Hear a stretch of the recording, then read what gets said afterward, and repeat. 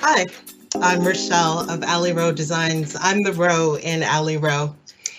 Alley Row Design started off as a design firm, focusing particularly with wallpaper and branded murals for various different businesses and different office organizations. And this past December, we decided that we would do a little bit of a refocus, and we decided to add in addition to our wallpaper, that we would offer full service designs to our office communities.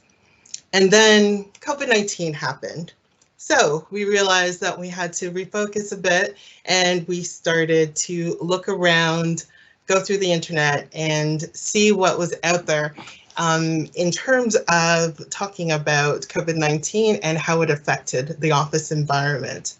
As we started doing our research, we quickly found a document from Steelcase and its partner POI, and we thought we had to call these people and find out a little bit more about what they had to offer. So today we have some key players in the industry from POI, Office Solution Experts, and I will be speaking today with Ann Gowan and Julie Hicks, and I will turn it to them to introduce themselves. My name is Ann Gowan, and I am Director of Client Engagement at POI Business Interiors. I've been with POI for 21 years, actually, in just this past May, and I've seen a lot of ups and downs in our industry, nothing quite like we've seen this time around. My role at POI is really to understand client needs and work with my team to come up with solutions and ideas as it relates to their business objectives. That's my main role at POI, and passionate about the business. Over to you, Julie. Thanks, Ann. Julie Hicks at POI. I've been at POI for almost 7 years now. My role here is Design Director at POI. I've been in the industry for 2 decades now. Hard to believe it's been that long, but like Ann, I've seen a lot of changes in the way we look at office space, and I look at it as an evolution. And while COVID has been this terrible thing that we've all had to manage through, I'm excited at the next changes. It's the next evolution of the office and how we approach our spaces that we work in. At POI, I'm the director of our applications team here.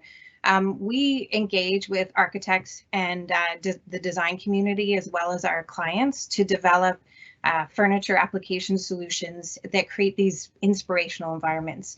So making sure that we are up to speed on all the research and insights that are out there, so that we really know how to be the best consultant for our client to help solve for their business issues. Thanks, Julie. Okay, let's get started on some questions. Well, as I mentioned earlier, while we were doing research, we ran across this document called Navigating What's Next, the Post-COVID Workplace. And from that document, I found this really poignant quote, which I'll just read to you guys right now. And it says, as the economy reopens, competition will be intense. And then it continues on and it says, the winners will be those who most clearly understand their customers' needs, collaborate to identify multiple solutions, and then it goes on. And that was a very, very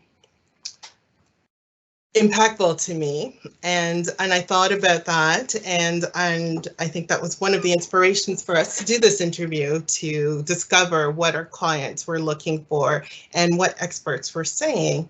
So I'm wondering if you guys can speak maybe a bit about POI and Steelcase's commitment to research and the anticipation that you have for the client's needs. So maybe I can throw it to you, Ann. Absolutely.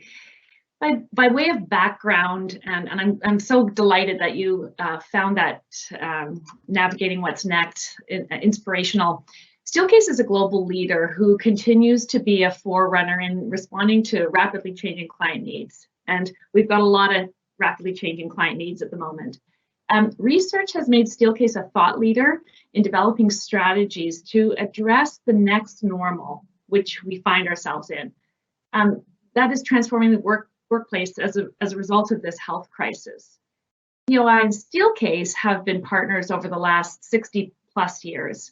And we at POI have been able to leverage the over 100 plus years of developing research, innovation, and really bringing workplace solutions to market. So if I could kind of share with you, research, design, and development are really at the core of Steelcase.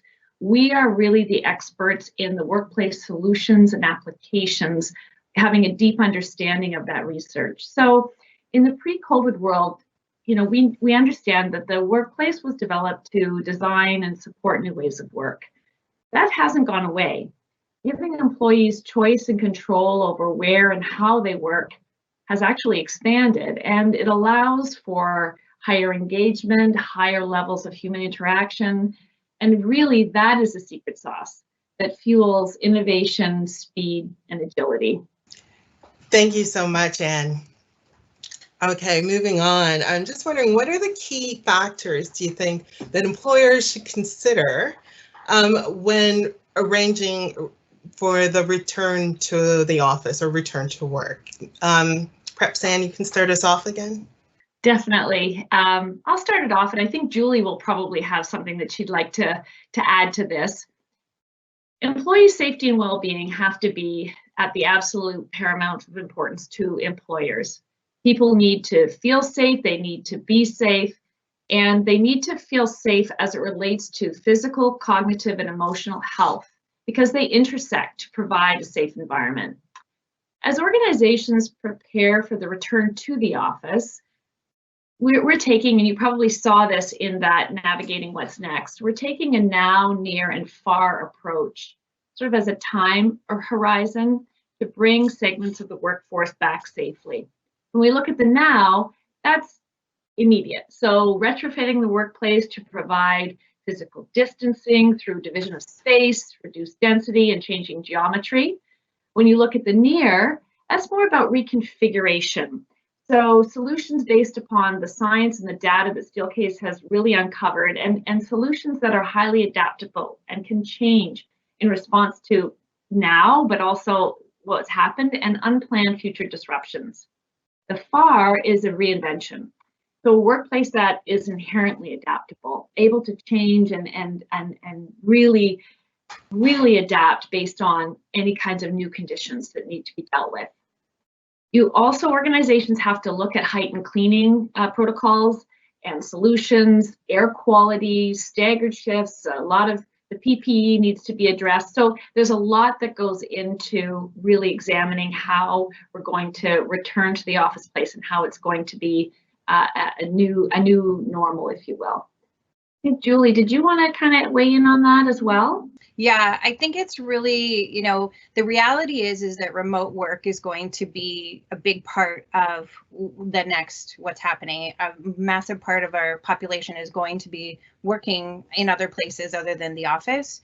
And that could even be on a part-time capacity. So companies are going to have to develop these policies and programs around working from home. And I think that is the next big challenge for companies, is really to understand what that looks like. It would be really nice to say that employers are required to provide the same health and safety at home as they do in the office, but they have so much less control over an employee's home and what they do in their home. I think at minimum, employers are going to have to start thinking about what kind of tools and information they can arm their staff with to be able to make the right decisions about the right products to have at home. And that could even be, buying programs, or even just a guideline of,